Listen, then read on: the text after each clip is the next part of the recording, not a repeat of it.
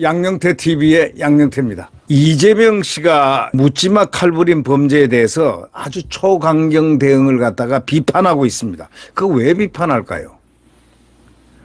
이 부분에 대해서 상당히 의문이 많습니다. 윤석열 정부가 벌건 대낮에 무차별적으로 일어나고 있는 묻지마 칼부림 사건에 대해서 초강경 대응을 지시한 바가 있습니다.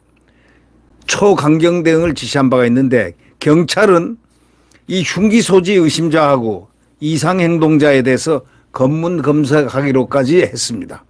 법무부는 가석방을 허용하지 않는 무기형까지도 도입 등 대책을 발표한 바가 있습니다.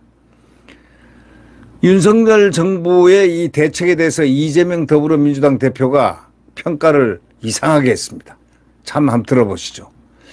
시민들의 평온한 일상이 무차별 흉기 난동의 위협을 받고 있다. 말은즉슨 그럴싸하게 시작합니다. 정부가 이 문제에 대해 근본적이고 실질적인 대안을 수립해야 한다. 이렇게 얘기했는데 근본적이고 실질적인 대안을 수립해야 한다. 이거는 입으로 말하기가 좋으니까 이렇게 얘기하는 거지만 이재명의 머릿속에서는 이거는 바로 이재명 심술입니다. 장갑차 세워놓고 소총 든 경찰관, 무장경찰관 세워놓는다고 해결되는 거 아니다. 보여주기식 대책을 넘어서 국민이 안심할 수 있는 실효적인 대책을 마련하기를 촉구한다. 특히 사회환경 변화에 걸맞는 정교한 치안 시스템 구축은 꼭 필요하다. 그 입은 그냥 매끄럽습니다. 이재명 입처럼 그 순간순간 그 매끄럽게 하는 작업은 그분을 능가할 사람들이 과연 있겠는가. 그러나 말하고 행동하고 실천하고는 전혀 별개입니다. 이분은 말밖에 없습니다.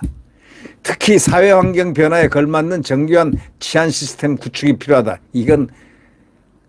이건 뭐 학자들이 하는 얘기죠. 이런 일이 벌어지는 근본적 원인에 대해서도 깊은 성찰이 필요하다. 무슨 성찰이요? 범죄에 대해서 정부가 무슨 성찰을 해요? 무엇을 어떻게 하자는 이야기인가? 참 알고도 모르는 소리 아닙니까? 이분은 이렇게 아주 뜬구름 잡는 소리를 이렇게 했습니다. 초강경 대책을 반대할 것이 있었으면은 그에 대한 대안을 자기가 제시해야 하는데 대안은 하나도 없습니다. 대안은 하나도 없고 입밖에 없습니다. 입밖에. 이제 그런 식의 정치는 이제 곧 끝나갈 겁니다. 그러나 이재명의 말에는 대안이 없다는 비판이 엄청 나오고 있습니다. 이재명의 말에는 언제나 대안이 없다는 겁니다. 대안이 없고 공격만 하고 있습니다. 이재명은 보여주기식 대책을 넘어서 국민이 안심할 수 있는 실효적인 대책을 마련하기를 촉구를 했는데 과연 이런 상황에서 실효성 있는 대책이 현실적으로 강경 대응 말고 뭐가 있습니까? 없죠?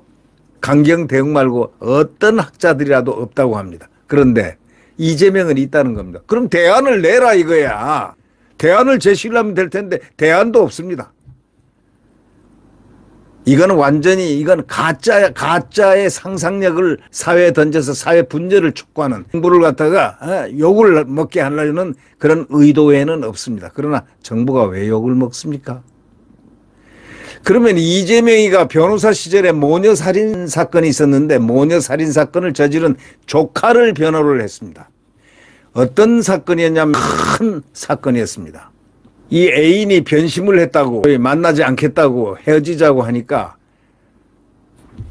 식칼을 들고 회칼을 들고 가가지고 그 집에 여성 집에 가서 여성하고 어머니를 갖다가 두 사람을 갖다 칼로 난자해서 죽인 사건입니다. 그리고 아버지 그 방 안에 있던 그 아버지는 그 당시 5층인가에서 뛰어내려서 목숨은 살았습니다만 1년 동안 병원 신세를 지고 고생을 많이 했다는 그런 기사가 나와 있었죠. 이때 이 변호사가 누구냐면 살인사건을 저지른 사람이 조카입니다.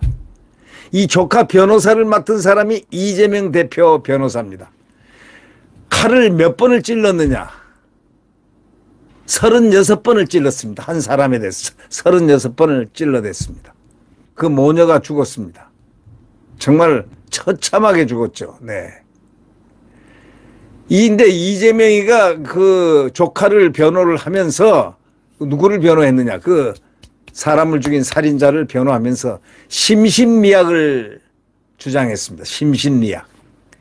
이 대표의 조카는 범행 전에 정신과 치료를 받은 사실이 전혀 없습니다. 해당 판결문에 따르면 이렇게 되어 있습니다. 이 대표 조카는 주변 사람으로부터 정신과 치료를 받아보라는 권유를 받은 사실도 없는 것으로 드러났다. 이렇게 판결문에 나와 있습니다. 이재명이가 심신미약이라고 막 주장했는데도 불구하고 이 판결문은 해당 판결문에 따르면 이 대표 조카는 주변 사람으로부터 정신과 치료를 한번 받아봐라. 이런 권유를 받은 사실조차도 없는 것으로 드러났던 겁니다. 이재명 대표 조카가 저지른 범죄는 이른바 2006년 5월 서울 강동구에서 벌어진 모녀 살인 사건입니다. 그때 유명했습니다. 칼을 36번 찔러서 36번이나 찔러댔다는 이걸로 이 참혹한 이 광경으로 그때 국민들은 치를 떨었습니다. 네. 이 대표 조카 김모 씨는 전 여자친구 A씨가 살던 집을 찾아가서 흉기로 A씨와 A씨 어머니를 각각 19번 찌르고 A씨 여성은 19번, 어머니는 18번을 찔러 살해했습니다. 참혹하죠. A씨 부친은 사건 당시 아파트 5층에서 뛰어내려 중상을 입었습니다. 아까 제가 말씀드렸죠. 저는 기억을 더듬어서 그 얘기를 했는데 지금도 기억이 날 정도로 소름 끼치는 이 범죄입니다. 이 대표 조카 같은 범죄인은 어떻게 해야죠? 초강경으로 대처해도 완전 없어지진 않을 것입니다. 함에도 불구하고 이재명은 초강경으로 대응해서는 안 된다. 이재명은 왜 묻지마 살인, 묻지마 칼부림 범죄의 초강경 대응을 왜 비판하겠습니까? 과거 모녀 살인사건 저지른 조카 심신미약으로 변호했기 때문입니까? 월간조선에서 이렇게 멘트를 하고 뉴스룸에서 다루는 이유는 바로 이재명을 어떻게 해석해야 되느냐. 바로 이런 문제입니다. 이재명은 왜 묻지마 칼부림, 왜 묻지마 칼부림에 초강경 대응하는 이 정부의 대응을 비판을 할까? 도대체 이해가 안 되죠. 이거는 초강경 대응에는 원래 없습니다. 대안이 아무것도 없죠. 그러면 이재명이가 무슨 대안을 내놓습니까? 안 내놓죠. 근데 이 배경이 뭘까? 과거 모녀 살인사건 저지른 조카를 심신미약으로 변호했다가 재판정에서 뭐라고 그랬냐면 판결문에 이 피고는 살인자는 정신과 치료를 권유받은 적도 없다. 치료받은 적은커녕 주변에서 정신과 치료를 받아보라고 한 적도 없다. 바로 이건 뭘 의미하느냐. 이재명의 조카를 변호했던 조카 살인자 월간조선 뉴스에서는 다루고 있습니다.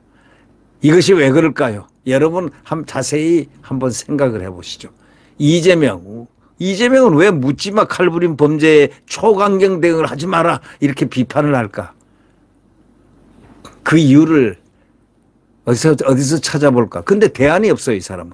과거 모녀 살인사건 저지른 조카를 심신미약으로 변호했다는 바로 아주 참혹한 묻지마 칼부림 범죄, 그 전형, 그것에 대해서 변호를 한 사람입니다. 심신미약으로 조카입니다, 그 사람이. 심신미약으로 변호를 했다가 재판정에서 NO! 정신과 치료도 받은 적 없을 뿐더러 주변으로부터 정신과 치료를 받으라는 권유도 받은 적 없다. 해가지고 이재명이 변호가 무위로 돌아간 적이 있었죠. 네. 이 판결문이 이렇게 나왔으니까 심신미약은 정신과 치료인데 받아들이지 않아졌다는 것. 이재명은 왜 묻지마 칼부림 범죄를 초강경 대응하지 말라고 그럴까요? 아니 초강경 대응 외에는 방법이 있습니까? 세계 어느 나라를 보고. 그렇죠? 이재명은 여하튼 이해가 안 되는 부분들이 참 많은 사람 중에 한 사람이면 틀림없습니다. 네. 이해가 좀 안 되는 부분이 상당히 있다는 그 부분에 대해서는 여러분들 동의하십니까? 네, 구독 버튼과 엄지를 눌러주시면 감사하겠습니다.